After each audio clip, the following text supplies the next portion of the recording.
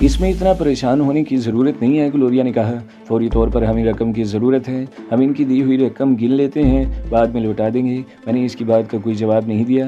बाबा साईं वाकई मुझे बेटों की तरह चाहते थे। मैं इनके इकलौते बेटे का दोस्त था जो अब इस दुनिया में नहीं रहा था। ग्लोरिया की बात दुरुस्त थी। मैं बाद में वो रकम इन्हें वापस कर सकता था, मगर मुझे ये भी यकीन था कि बाबा साईं वो रकम हरगिज़ वापस नहीं लेंगे। मेरा रुख अब होटल हॉलीडे इनकी की तरफ था। मैंने इस बात का ख़ास तौर पर ख्याल रखा था कि कोई गाड़ी हमारा ताक़ुब तो नहीं कर रही है। ग्लोरिया भी बार बार मुड़कर पीछे की तरफ देख रही थी, मगर अभी तक मुझे किसी गाड़ी पर ताक़ुब का शुबा नहीं हुआ था। एहतियातन मैंने गाड़ी को बेमकसद ऐसे रास्तों पर ले गया जहाँ ट्रैफिक बराए नाम थी, मगर हमारे ताक़ुब में कोई नहीं था। हॉलीडे इन पहुंचकर मैंने एक डबल रूम बुक करा लिया और कमरे में पहुंचकर सबसे पहला काम ये किया कि सूटकेस की पूरी रकम बेड पर उलट दी। नोट 100 रुपए की गड्डियों की सूरत में थे और तकरीबन 8 लाख की रकम थी, इसलिए कि इनमें से कुछ तो मैं खर्च भी कर चुका था। मैंने सारी रकम दोबारा सूटकेस में भर दी, इसे बंद करके अलमारी में रख दिया। सबसे बड़ा मसला इस रकम की हिफाजत का था। मैं सूटकेस को होटल के कमरे में छोड़ भी नहीं सकता था और इसे 7 साल लिए फिरना भी दोबर था। इसका एक ही हल था कि रकम को बैंक में जमा दिया जाए। मैंने ग्लोरिया से कहा, तुम कल पहला काम ये करना कि अपना अकाउंट खुलवा कर इसमें ये रकम डिपॉजिट कर देना। मेरा बैंक अकाउंट मौजूद है, सिर्फ मुझे वहाँ से चेक बुक लेना पड़ेगी। दोपहर के खाने के बाद हम दोनों सो गए कि आराम का जो लम्हा भी मिल जाए गनीमत था। मेरा इरादा था कि शाम को तैमूर की तरफ जाऊँगा। हम लोग ऐसे सोए कि उठते उठते रात हो गई। मैंने फौरी तौर पर तैमूर की तरफ जाने का इरादा किया और ग्लोरिया से कहा कि तुम होटल में ही रुको, मैं इतनी बड़ी रकम होटल में छोड़ने का रिस्क नहीं ले सकता। तैमूर की हालत कदरे बेहतर थी। नाजिम ने बताया कि मैंने सुबह इन दोनों के लिए खून का बंदोबस्त कर दिया था। मैं इसी हॉस्पिटल के एक नर्स को ले आया था। वो बेचारी अभी कुछ देर पहले गई है क्योंकि ब्लड की स्पीड बहुत कम थी और इसमें तकरीबन 8 घंटे लग गए। अब तो सिर्फ रोज़ बैंडेज तब्दील करना होगी, जो कोई भी कर सकता है। मैंने वहाँ तकरीबन 1 घंटा गुजारा, फिर दूसरे दिन आने का वादा करके उठ गया। मैं होटल वापस पहुँचा तो तकरीबन 12 बज रहे थे, मगर ग्लोरिया मेरे इंतज़ार में जाग रही थी। हम दोनों दिन भर सोए हुए थे, इसलिए नींद किसी को भी नहीं आ रही थी। कामरान, ग्लोरिया ने कहा, क्या तुम्हें कांता याद नहीं है? मुझे तो याद आती है या नहीं, मगर तुम्हें वो क्यों याद आई है? मैंने पूछा। वो इंतहाई मोहब्बत करने वाली लड़की है, ग्लोरिया खोए खोए लहजे में बोली। खूबसूरत भी और दौलतमंद भी। तो मैं क्या करूं? मैंने मसनूई झंझलाहट का मुजाहरा किया। वरना कांता तो मुझे हर वक्त याद आती थी। इतनी बेदर्दी से इसका तज़किरा मत करो, वो तुमसे टूट कर मोहब्बत करती थी। ग्लोरिया ने कहा, इसकी मोहब्बत में जानिहानापन था। वो ज़िद करके तुमसे अपनी हर बात मनवा लेती थी। ग्लोरिया ने हर बात पर जोर देकर कहा, जानिहानापन तो तुम में भी है, तुम भी अपनी हर बात मनवा लेती हो। मैंने कहा, क्या तुम मुझसे मोहब्बत नहीं करती हो? तुम अपनी बात करो। ग्लोरिया अजीब लहजे में बोली। कभी कभी तो मुझे यूँ लगता है कि मेरा वजूद तुम्हारे लिए कोई अहमियत ही नहीं रखता। अरे आज तुम कैसी बातें कर रही हो? हम जिस किस्म के हालात से गुजर रहे हैं, इनमें ऐसी अयाशियों की गुंजाइश नहीं है। अब सो जाओ, वरना सुबह देर तक सोती रहोगी। क्यों, सुबह तुम्हें क्या ऑफिस जाना है? वो देर तक इसी किस्म की बातें करती रही। मैं इसका मतलब समझ रहा था, मगर अनजान बना हुआ था। फिर न जाने कब मेरी आँख लग गई। अचानक मेरी आँख खुल गई। फिर आँख खुलने का सबब भी मालूम हो गया। कोई बहुत एहतियात से कमरे के लॉक पर तबाज़माई कर रहा था। ताले में चाबी घूमने की खफीफ सी आवाज़ से मेरी आँख खुल गई। यूँ भी मैं गहरी नींद में नहीं था। मैंने आहिस्ता से ग्लोरिया को उठाया। इसे खामोश रहने का इशारा करते हुए बेड से नीचे लुढ़क गया। फर्श पर दबीज़ कालीन था, इसलिए खफीफ सी आवाज़ भी पैदा नहीं हुई। ग्लोरिया भी पूरी तरह होशियार हो चुकी थी। इसने भी फुर्ती से बेड छोड़ दिया। नाइट बल्ब की मध्यम रोशनी में मुझे इसके हाथ में रिवॉल्वर नजर आया। मैंने तकिया रखकर ऊपर से कंबल फैला दिया ताकि पहली नज़र में मालूम हो कि बेड पर कोई सो रहा है। ग्लोरिया ये काम पहले ही कर चुकी थी। फिर मैं फुर्ती से दरवाजे के पास जाकर ऐसी जगह खड़ा हो गया कि दरवाज़ा खुलने के बाद इसकी ओट में हो जाऊं। बिलाखिर दरवाज़ा खुल गया और कमरे में आगे पीछे 2 आदमी दाखिल हुए। इनके हाथों में रिवॉल्वर थे। इनमें से एक मेरे बिस्तर के पास खड़ा हो गया, दूसरा इस अलमारी की तरफ बढ़ा जिसमें रकम का सूटकेस था। इसने अलमारी खोली ही थी कि उलट कर पीछे गिरा। ग्लोरिया बेड के नीचे थी। इसने यकीनन वहाँ से कोई कार्रवाई की थी। दूसरा आदमी चौंक कर आगे बढ़ा, मगर मैंने इसे झपट कर दबोच लिया और एक ही झटके में इसका रिवॉल्वर छीन लिया। ग्लोरिया भी अपने शिकार को बेबस कर चुकी थी। कौन हो तुम लोग? मैंने टपट कर पूछा, मगर अपनी आवाज़ धीमी ही रखी। हमें माफ़ कर दिए, मेरा शिकार गड़बड़ाया। हम लालच में आ गए थे। कैसा लालच? मैंने पूछा। हम दोनों इसी होटल में बैठे हैं। जब आप लोग यहाँ आए तो मैं ही ड्यूटी पर था। जिस वक्त आप रकम गिन रहे थे मैं कमरे में आया था, मगर फिर फ़ौरन ही वापस चला गया। झूठ बोलोगे तो पुलिस के हवाले तो बाद में करूँगा, पहले तो खुद ही इतनी मार लगाऊंगा कि तुम हमेशा के लिए माजूर हो जाओगे। ये कैसे हो सकता है कि तुम कमरे में आओ और मुझे पता न चले? मैंने डैश की होल से झांक कर देखा था तो जल्दी से बोला, ये झूठ बोल रहा है। दूसरा आदमी बोला, अब ये सच बोलकर जान छुड़ा ले। सच्ची बात तो ये है कि जब आप लोग कमरे में नहीं थे मैं यहाँ आया था। मैंने सोचा था कि यहीं से कोई कीमती चीज़ या थोड़ा बहुत कैश मिल जाएगा, मगर अलमारी में रकम से भरा हुआ सूटकेस देखकर मेरी आंखें चुंधे आ गई। अचानक मैडम वापस आ गई। मैं फुर्ती से बैठ के नीचे घुस गया। वो तो मेरी किस्मत अच्छी थी कि ये सीधी बाथरूम में चली गई और मुझे निकलने का मौका मिल गया। ग्लोरिया ने भी इस बात की तस्दीक की कि मैं बोर होकर नीचे कॉफ़ी पीने चली गई थी। अब तुम दोनों की सज़ा ये है कि कल सुबह यहाँ से खुद ही नौकरी छोड़ दो, वरना मैं तुम्हें पुलिस के हवाले कर दूंगा। वो दोनों गिड़गिड़ाने लगे, हमें माफ़ कर दें, ये हमारी पहली कोशिश थी। पहली कोशिश करने वाले रिवॉल्वर लेकर नहीं आते। मैंने तंजिया लहजे में कहा, ये तो टॉय पिस्टल है, हम तो सिर्फ आपको खौफजदा करना चाहते थे। आपको यकीन नहीं है तो खुद देख लें। वाकई वो टॉय पिस्टल था। मैंने इन्हें बुरा भला कहने के बाद वहाँ से दफ़ा होने को कहा। सुबह ही सुबह कर्नल साहब का फ़ोन आ गया। मैंने जल्दी तैयारी की और कहा, मुझे फौरी तौर पर कर्नल ने बुलाया है, तुम आज ही बैंक में ये रकम जमा करा दो। फिर जल्दी नाश्ता करने के बाद मैं कर्नल की तरफ रवाना हो गया। मैंने गाड़ी ग्लोरिया के लिए छोड़ दी थी और ख़ुद टैक्सी के ज़रिए गया था। रस्मी बातों के बाद इसने कहा, मैंने तुम्हें ख़ास मकसद के तहत यहाँ बुलाया है। एक बड़े सियासी लीडर के घर में पार्टी है। मुझे इत्तला मिली है कि वहाँ लीडर के घर में रॉ का एक एजेंट भी मौजूद होगा। पार्टी के बाद वहाँ सियासी लीडर इस एजेंट को कुछ कागजात देगा। तुम्हें वो कागजात हासिल करना है, मगर मैं इस एजेंट को पहचानूंगा कैसे? वहाँ ज़्यादा लोग नहीं होंगे, गिनती के चंद आदमी होंगे। वो सब मसरूफ़ लोग हैं। इनमें जो चेहरा अजनबी हो बस वही हमारा मतलूबा आदमी होगा। मुझे इस एजेंट की तस्वीर नहीं मिल सकी। उलिया बता सकता हूँ, वो कदो कामत में तुम्हारी तरह है, रंगत गंदमी है। सबसे बड़ी पहचान ये है कि इसकी ठोड़ी पर कट का एक निशान है। बस इतना काफ़ी है। मैंने कहा, अब आप मुझे इस सियासी लीडर का नाम और पता बता दें। कर्नल ने पैड उठाया और इस पर लीडर का नाम और पता लिखकर मेरे हवाले कर दिया। सियासी लीडर का नाम देखकर मेरी खोपड़ी घूम कर रह गई। मैं उस शख्स की बहुत इज्जत करता था और इसे मुहिब वतन समझता था। मैंने फैसला कर लिया कि अगर आज वाकई इसने कोई ऐसी हरकत की तो वो एजेंट तो खैर मेरे हाथों मारा ही जाएगा। मैं इस लीडर को भी ज़िंदा नहीं छोड़ूंगा। अब ये प्लानिंग करना तुम्हारा काम है कि तुम कैसे वो कागजात हासिल करोगे। इससे रुखसत होने के बाद मैं होटल पहुंचा तो ग्लोरिया मौजूद नहीं थी। मेरे पहुंचने के आधे घंटे बाद वो भी आ गई। मैंने इसे बताया कि कर्नल ने मुझे क्यों बुलाया था। वो बज़िद हो गई कि वो भी मेरे साथ जाएगी। आखिर मुझे इसकी बात मानना ही पड़ी। मेरी समझ में ये नहीं आ रहा था कि मैं वहाँ किस हैसियत से जाऊँगा। फिर काफ़ी देर सोचने के बाद मुझे इसका एक हल सूझ ही गया। मैंने वहाँ एक बड़े अखबार के रिपोर्टर की हैसियत से जाने का फ़ैसला कर लिया। वहाँ कई दूसरे मारूफ और मुअज़्ज़ज़ लोग भी मौजूद थे। इनकी मौजूदगी में वो लीडर हमें अंदर आने से नहीं रोक सकता था। फिर एक प्रिंटर को दुगनी से ज़्यादा रकम देकर मैंने अपने और ग्लोरिया के विजिटिंग कार्ड्स अर्जेंट छपवा लिए। मैं इंग्लिश के एक बड़े अखबार का चीफ रिपोर्टर था और ग्लोरिया अमेरिकन खबर रसां एजेंसी राइटर की रिपोर्टर थी। हम हर तरह से मुसल्ले होकर वहाँ पहुँच गए। मैं बंगले से कुछ फासले पर उतर गया। हमारा एक साथ जाना मुनासिब नहीं था। मैंने दूर से देखा ग्लोरिया ने गेट पर मौजूद गार्ड को अपना विजिटिंग कार्ड देकर कुछ कहा। थोड़ी देर बाद गार्ड बाहर आया और ग्लोरिया को अंदर ले गया। तकरीबन 10 मिनट बाद मैं भी बंगले के गेट पर पहुँच गया। मेरे जिस्म पर बेहतरीन तराश का 3 पीस सूट था। मैंने आज ही ख़रीदा था। फिर मैंने गेट पर रुक कर पाइप सुलगाया और बेनियाजी से अपना कार्ड निकाल कर गार्ड के हवाले कर दिया। साहब को ये कार्ड पहुँचा दूँ। मैंने इस कार्ड में अपना नाम अमजद दीवाना लिखवाया था। थोड़ी देर बाद गार्ड मुझे भी अंदर लगा। पार्टी में इतने कम लोग भी नहीं थे जितने कर्नल ने बताए थे। वहाँ खासे मेहमान थे। इनमें मर्द भी थे और औरतें भी। मेरी समझ में ये नहीं आ रहा था कि इस लीडर को ऐसी कोई डील करना ही थी तो इसके लिए इतना मजमा लगाने की क्या ज़रूरत थी। वो ये काम खामोशी से भी तो कर सकता था। फिर खाने का सिलसिला शुरू हो गया। मुझे अभी तक वो एजेंट नज़र नहीं आया था जिसके लिए मैं यहाँ आया था।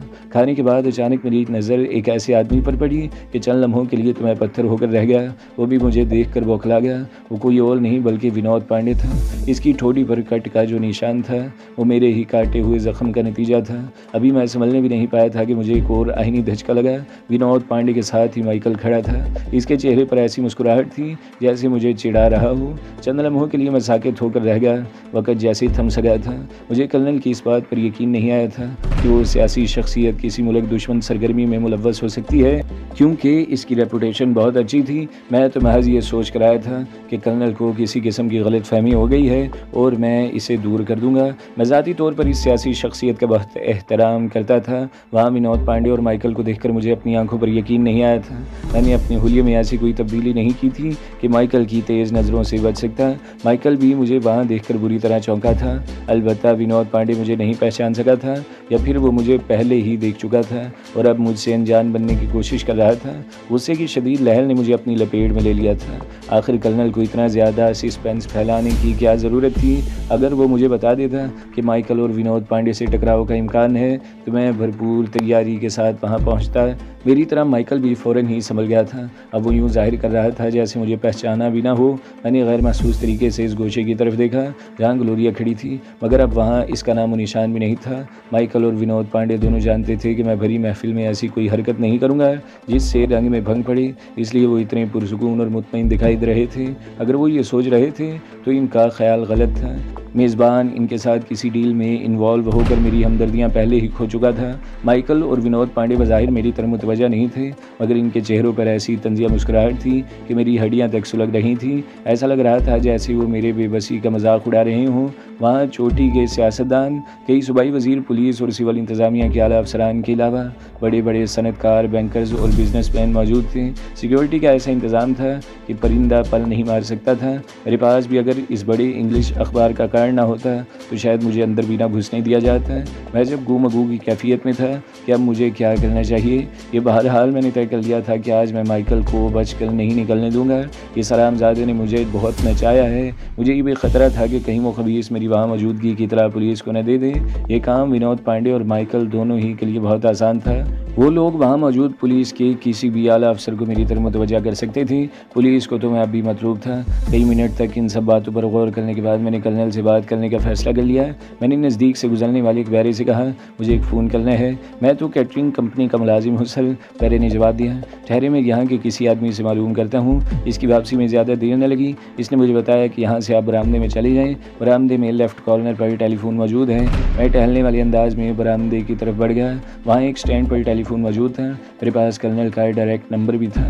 दूसरी घंटे पर रिसीवर उठा लिया गया और कर्नल की करख्त आवाज़ सुनाई दी, यस, या आपने मुझे किस मुसीबत में फंसा दिया? अगर आप मुझे पहले बता देते कि यहाँ अहमक हो तुम कर्नल खुर्राया, तुमने मुझे फ़ोन क्यों किया? क्या तुम नहीं जानते कि हमारी गुफ्तगू रिकॉर्ड हो रही होगी? होती रही रिकॉर्ड। मुझे भी इसके लहजे पर गुस्सा आ गया, मगर आपको मेरी बात सुनना होगी। शट अप कर्नल धाड़ा और फ़ोन बंद कर दिया। मैंने सोचा कि यहाँ की बजाय मैं इसे कहीं और से फ़ोन कर सकता हूँ।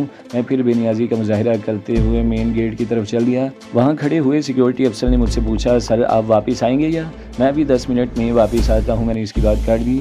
मेन गेट से बाहर निकला तो बहुत चौकन्ना था। विनोद पांडे या माइकल में से कोई भी मेरा पीछा कर सकता था। वहाँ से बाहर निकलकर मैं गोया इन्हें खुद ही मौका फराहम कर रहा था कि आइए मेरी गर्दन उतार लीजिए। एक ब्लॉक चलने के बाद ही मुझे अपनी हमाकत का एहसास हुआ।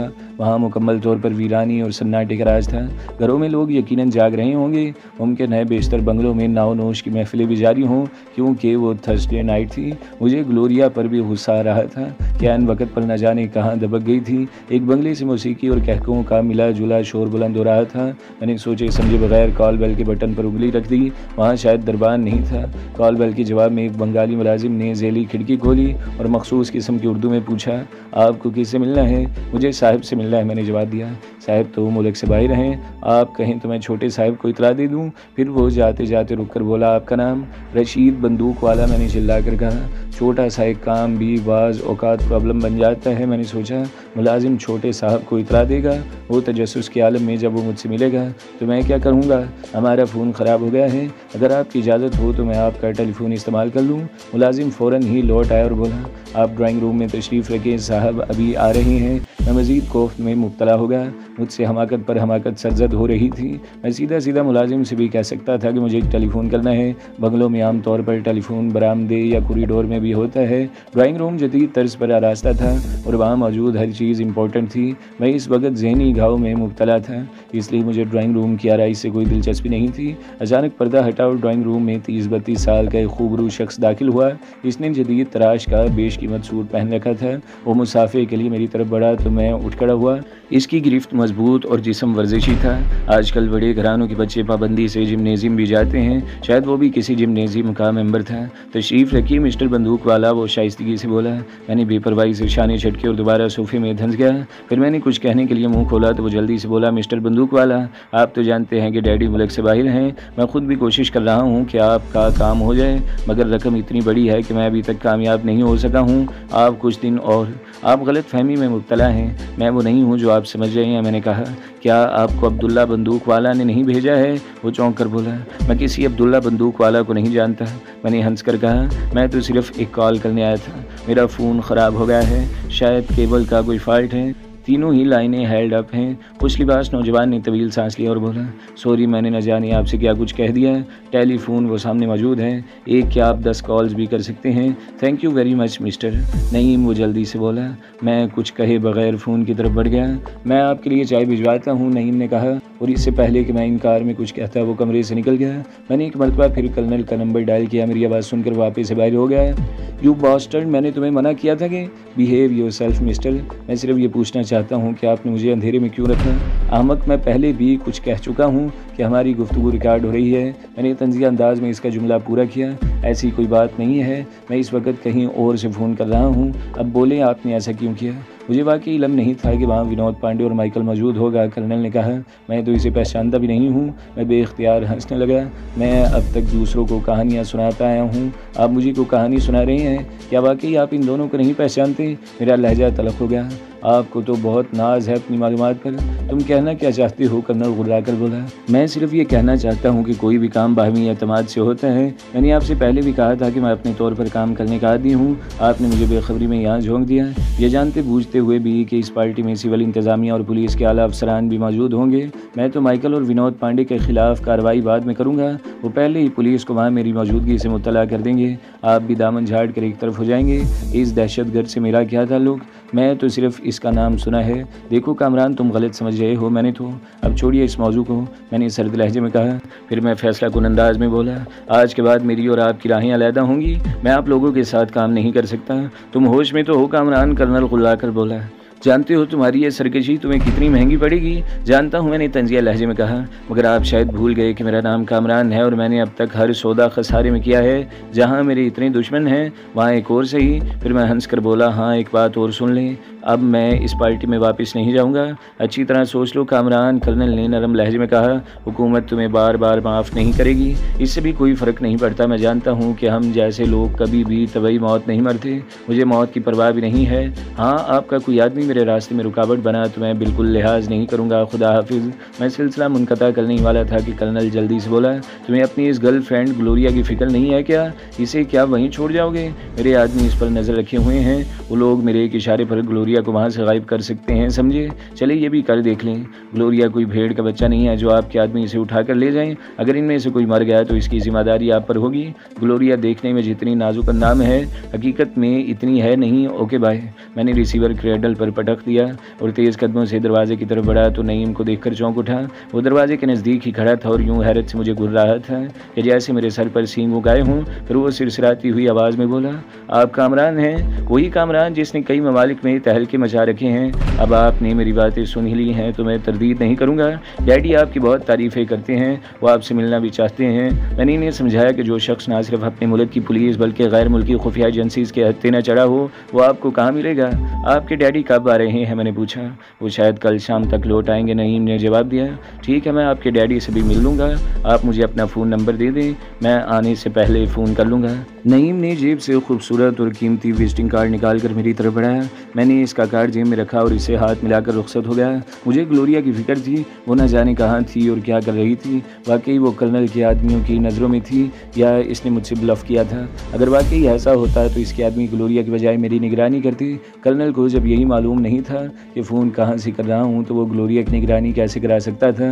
मैं दोबारा गेट पर पहुँचा तो सिक्योरिटी अफसर ने मुझे पहचान लिया और अदब से एक तरफ हट गया। मैं इसके पास रुक गया और बोला, कि अभी यहाँ से कोई गैर मुल्की खातून तो नहीं गई हैं? फिर मैंने इसे तफसील से ग्लोरिया का हुलिया बताया। नहीं साहब, इसने नफ़ी में गर्दन हिला दी। मैंने इन खातून को यहाँ आते तो देखा था मगर जाते हुए नहीं देखा, वो भी अंदर ही होंगी। Thank you. मैंने इसका शुक्रिया अदा किया और आगे बढ़ गया। पार्टी उरूज पर थी। खाना शुरू हो चुका था और बावर्दी बहरे तेज़ी से इधर उधर चक्कर लगा रहे थे। खाने की इश्तहा अंगेज़ महक से मेरी भूख से चमक उठी। मैंने सोचा पहले खाना खा लूँ फिर कुछ करूँगा। ग्लोरिया इस वक्त भी गायब थी। विनोद पांडे और माइकल अलबत्ता मौजूद थे और एक दूसरे से काफ़ी फासले पर खड़े हुए खाना खा रहे थे। मैंने भी एक प्लेट में खाना निकाला और टहलता हुआ मेज़बान के नज़दीक चला गया। मेरे सलाम का जवाब इसने सरसरी अंदाज में दिया तो मैंने अचानक आहिस्ता से कहा, अहमद अली साहब, मेरा ताल्लुक़ अखबार से है, क्या मैं पूछ सकता हूँ कि यहाँ रॉ और CIA के एजेंट क्या कर रहे हैं? अहमद अली के हाथ से प्लेट गिरते गिरते बची। इसने घबरा कर मेरी तरफ देखा और बोला, कौन कहता है कि यहाँ? मैं कहता हूँ। मैंने इसकी बात काट दी। मैंने जानबूझकर जारिहाना अंदाज अपनाया था, वरना वक्ती धचके से संभलने के बाद वो मेरे काबू में नहीं आता। मैं कहता हूँ कि यहाँ रॉ और CIA के एजेंट मौजूद हैं। वो लोग अब भी यहाँ मौजूद हैं। कहें तो सबूत के तौर पर इन्हीं को पकड़ना हूँ। नहीं, अहमद अली ने सख्त लहजे में कहा। वो फौरी धचके से संभल चुका था। तो फिर मान लीजिए कि वो लोग यहाँ मौजूद हैं। मैंने पहले की तरह जारिहाना अंदाज में कहा, हाँ, ताकि तुम अपनी इस चीथरे के ज़रिए मुझ पर कीचड़ उछालो, मुझे ब्लैकमेल करो। पहली बात तो ये है कि जिसे आप चीथरा कह रहे हैं वो एक बड़ा और मारूफ इंग्लिश अखबार है। दूसरी बात ये कि अगर मुझे ब्लैकमेल ही करना होता तो आपके पास हरगिज़ ना आता। मेरे कैमरे में वो तस्वीरें महफूज हैं जिनमें आप इन दोनों के साथ खड़े हैं। मैंने ब्लफ किया। और तीसरी और सबसे अहम बात ये कि मैं आपकी मदद करना चाहता हूँ। मुझे शुबा है कि वो लोग आपको ब्लैकमेल कर रहे हैं। अगर वाकई ऐसा है तो आप मुझ पर एतमाद कर सकते हैं। मैं मानता हूँ कि मैं बहुत बुरा आदमी हूँ, मगर वतन दुश्मनों का असली दुश्मन हूँ। अहमद अली साहब ने तवील सांस लेकर मुझे देखा और थके थके अंदाज में बोला, तुम जर्नलिस्ट हो, तुम्हारे पास कलम की ताकत ज़रूर है, मगर वो इंतहाई खौफनाक लोग हैं। मैं नहीं चाहता कि मुल्क एक सहाफ़ी से और कोई माँ अपने बेटे से महरूम हो जाए। वो लोग कलम की नहीं बल्कि गोली की ज़ुबान समझते हैं। यहाँ बात करना मुनासिब नहीं। मैंने आहिस्ता से कहा, विनोद पांडे इसी तरफ आ रहा है, आप अंदर चलिए और अपने किसी मुलाजिम को हिदायत कर जाएं कि वो 10 मिनट बाद मुझे भी वहीं पहुँचा दें। मैं आपके काम आना चाहता हूँ। तुम मरना ही चाहते हो तो मैं तुम्हें रोक नहीं सकता। उन्होंने जवाब दिया और कुछ कहने ही वाले थे कि एक मुलाजिम ने आकर इन्हें इतला दी, क्या आपका फ़ोन है? विनोद पांडे इस वक्त हमारे नज़दीक पहुँच चुका था। अहमद अली साहब अंदर की तरफ बढ़े तो वो टहलता हुआ मेरे नज़दीक आ गया और बोला, हेलो मिस्टर कामरान, तुम मुझे यहाँ देखकर हैरान तो हुए होगे, मगर अफसोस कि मेरा कुछ बिगाड़ नहीं सकते। वो सरगोशी में बोल रहा था, मैं जानता हूँ कि CMLA ने तुम्हें माफ़ कर दिया है, मगर अभी तक पुलिस को इस सिलसिले में अहकामात नहीं मिले हैं। पुलिस की नज़रों में तुम आज भी इश्तिहारी मुजरिम हो। इससे पहले कि मैं तुम्हें गिरफ्तार कराऊँ तुम खुद ही यहाँ से 9-2-11 हो जाओ, खामखा की परेशानी से बच जाओगे। पुलिस भी तुम्हें ज़्यादा देर तक गिरफ्तार नहीं रख सकती, मगर जब तक इसे ऊपर से अहकामात मिलेंगे इस वक्त तक तुम्हारे जिस्म का जोड़ अलहदा हो चुका होगा। हमारे आदमी हर जगह मौजूद हैं। मैं इस वक्त एक अहम मिशन पर हूँ, इसलिए तुम्हें एक चांस दे रहा हूँ कि यहाँ से निकल जाओ। मैंने माइकल को भी बहुत मुश्किल से रोका है, वरना वो तो अभी तुम्हारे खिलाफ कार्रवाई करने वाला था। जाओ अब दफ़ा हो जाओ, इसने नफरत भरे लहजे में कहा। तुम शायद भूल रहे हो कि मेरा नाम कामरान है। मैंने तो तुम्हारे मुल्क में तुम्हें नाकू चने चबवा दिए थे। तुम मुझे मेरे मुल्क में धमकियाँ दे रहे हो। ये भी तुम्हारी खाम ख्याली है कि पुलिस मुझे फौरी तौर पर गिरफ़्तार कर लेगी। मैं एक मुअज़्ज़ज़ आदमी का मेहमान हूँ, वो लोग मुझे बाज़ाब्ता तौर पर गिरफ़्तार करेंगे। और तुम्हारा क्या ख्याल है कि इस वक्त तक मैं यहाँ बैठ कर अपनी गिरफ़्तारी का इंतज़ार करूँगा? फिर मैं कुछ सोच कर बोला, ठीक है, अभी तो मैं यहाँ से जा रहा हूँ, मगर अब तुम्हें इस मुल्क से निकलना नसीब नहीं होगा। तो दोस्तों, अगली किस्त सुनने के लिए हमारे चैनल को ज़रूर सब्सक्राइब करें, वीडियो को लाइक करें और बेल के आइकन पर भी क्लिक कर दें ताकि हर जो आने वाली वीडियोज़ हैं वो आपको सबसे पहले मिलती रहें।